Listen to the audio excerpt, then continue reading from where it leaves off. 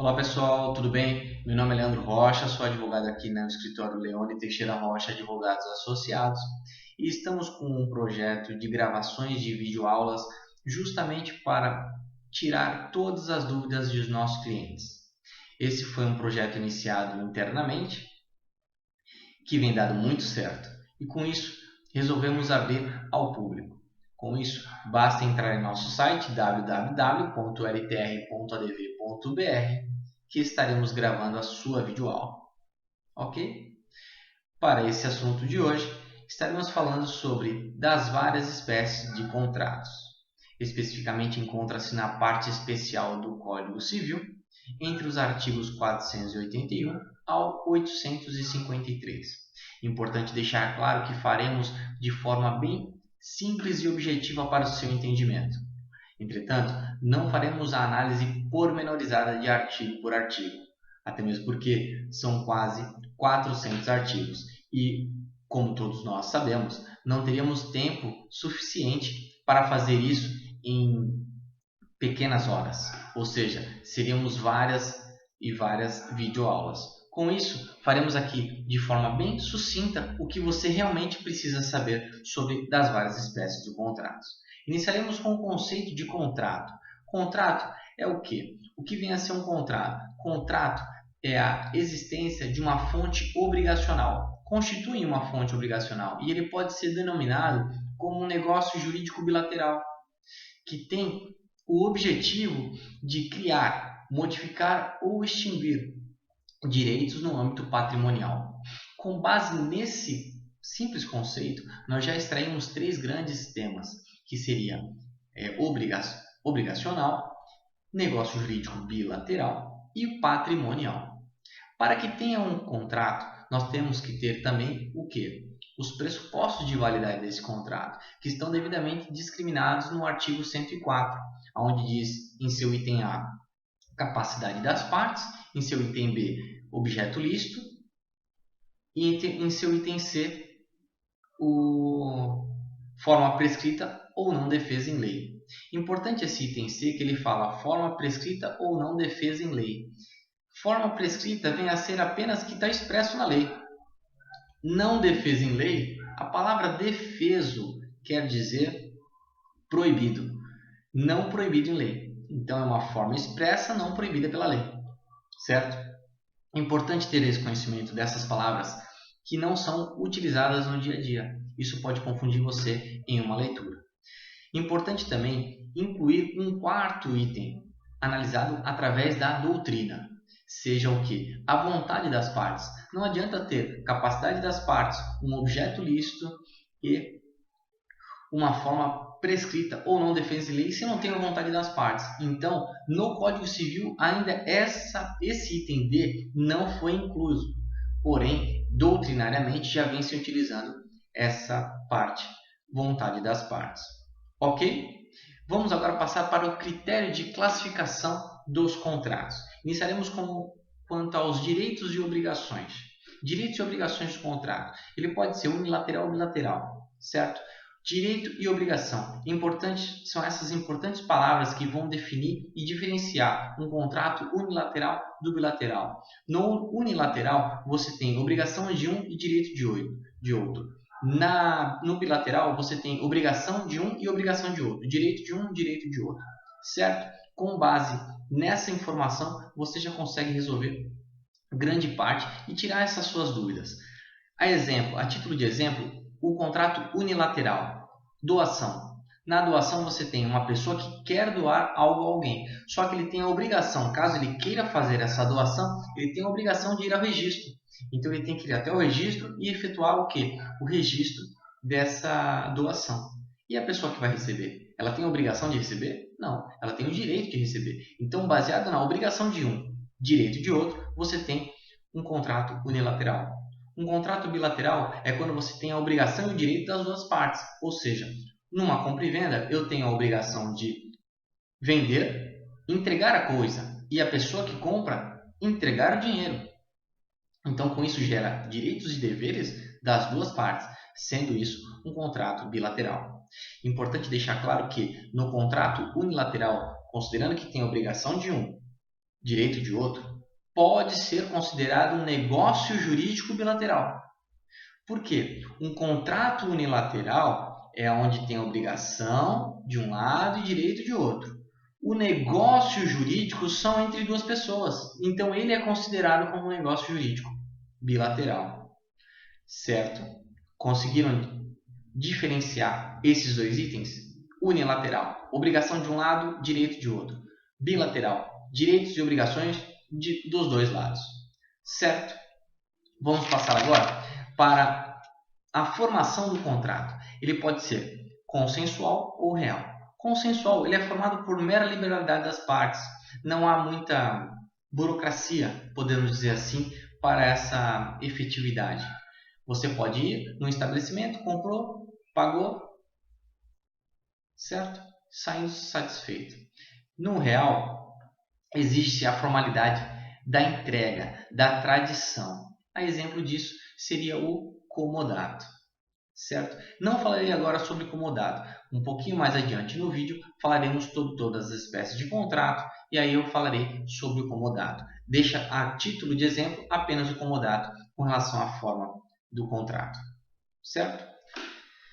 Quanto à sua tipicidade, ele pode ser típico e atípico. Quando ele é atípico, quando ele tem expressa exigência na lei. Então, se ele está expresso na lei, ele é um contrato típico. Se ele é atípico, é que ele não tem as formalidades, as exigências expressas na lei. Ele pode ocorrer? Pode haver a negociação de um contrato atípico? Pode, por mera liberdade das partes, mas desde que seja de um objeto lícito, não pode ser de um objeto ilícito. Quanto à sua formalidade, nós temos três tipos, a informal, formal e solene. Informal não depende de qualquer fato específico, sem problema algum. A informalidade do contrato.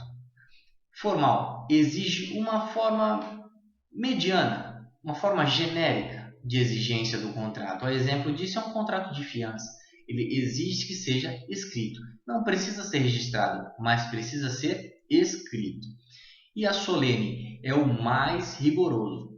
Então, das três formas, o solene é o mais rigoroso. Ou seja, exige-se que um contrato seja levado a registro para que seja devidamente efetivo.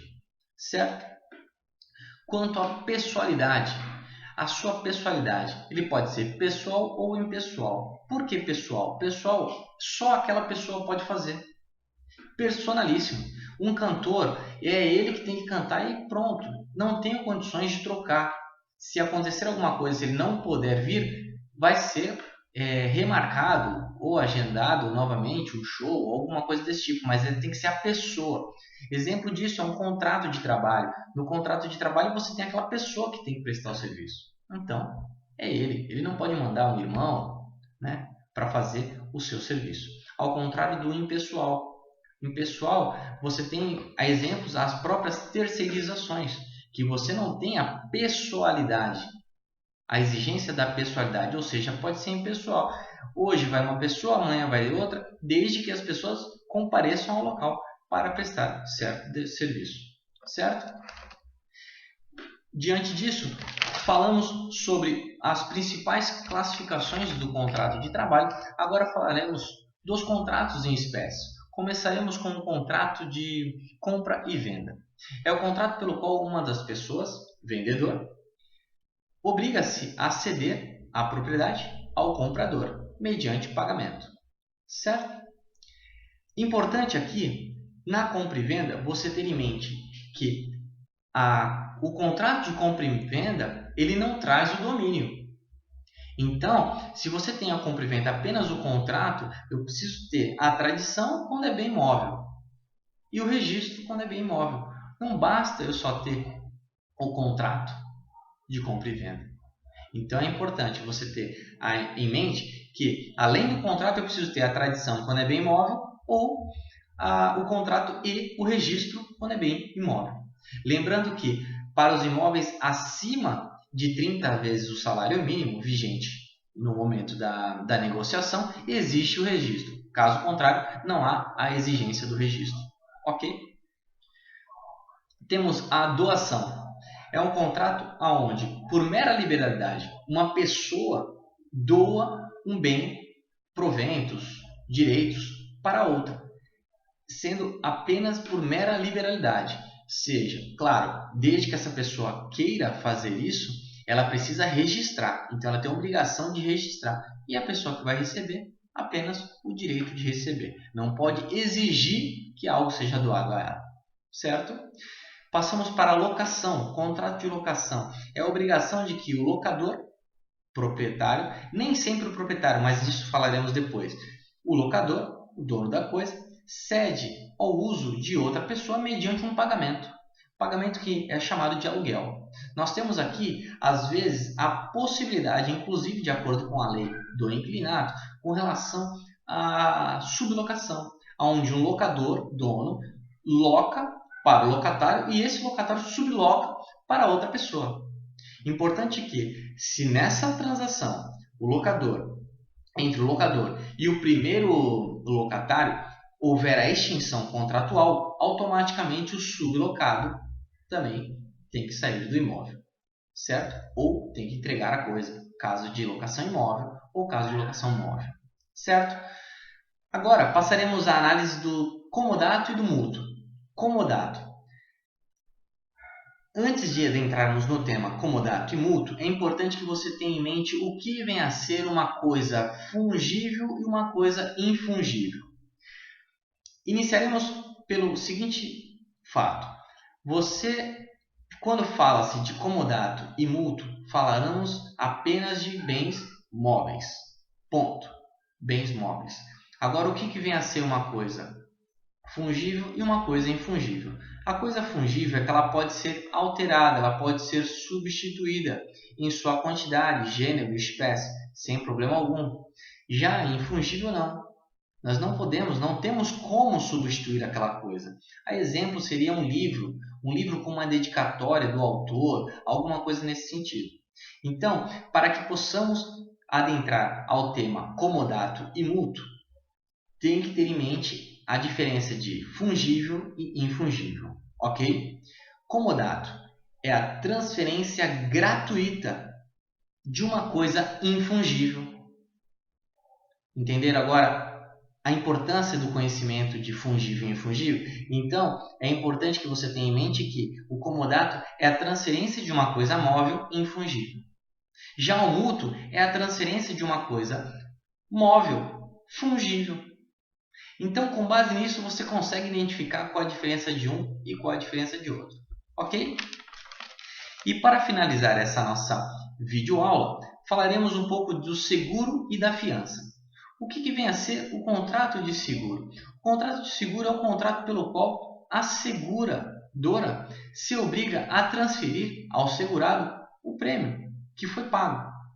Ou seja, para todos os efeitos, você pagou, você contribuiu com com a sua mensalidade, com o seu valor, justamente para ser segurado, tanto na forma pessoal quanto na forma de objeto, certo? Pode ser um bem imóvel ou pode ser uma pessoa. Então, o contrato de seguro basicamente é isso. Você tem um prêmio com base em suas contribuições. Importante que, caso você esteja inadimplente com alguma obrigação, você não terá direito ao seu prêmio, certo? Então, é muita atenção nisso. Não adianta você contratar um seguro e ficar pagando apenas pelo mês. Ok? E o contrato de fiança. O que é o contrato de fiança? O fiança é um contrato pelo qual o fiador ele obriga-se em caso de inadimplemento do devedor perante o credor. Então não deixa de ser um triângulo. Você tem o credor de um lado, o devedor e o fiador garantindo o débito do devedor para o credor. Certo? Existe a forma escrita, então é apenas um contrato formal, como mencionado anteriormente, mas o que é importante deixar claro aqui com relação ao contrato de fiança. Ele é muito importante e perigoso ao mesmo tempo. Inclusive, ele está um pouco em desuso atualmente. Por quê? De acordo com a Lei 8.009 de 90, é a lei de impenhorabilidade dos bens, o fiador ele não entra nessa parte. Então, o bem do fiador ele pode ser penhorado para pagar a dívida do devedor.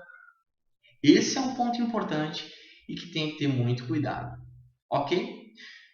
Pessoal, cumprimos aqui o nosso objetivo em falar em apenas 15 minutos sobre as principais formas e aspectos do contrato no Código Civil. Estamos dentro do prazo estipulado de 15 minutos. Eu agradeço a atenção de todos e espero a sua mensagem através de nosso site.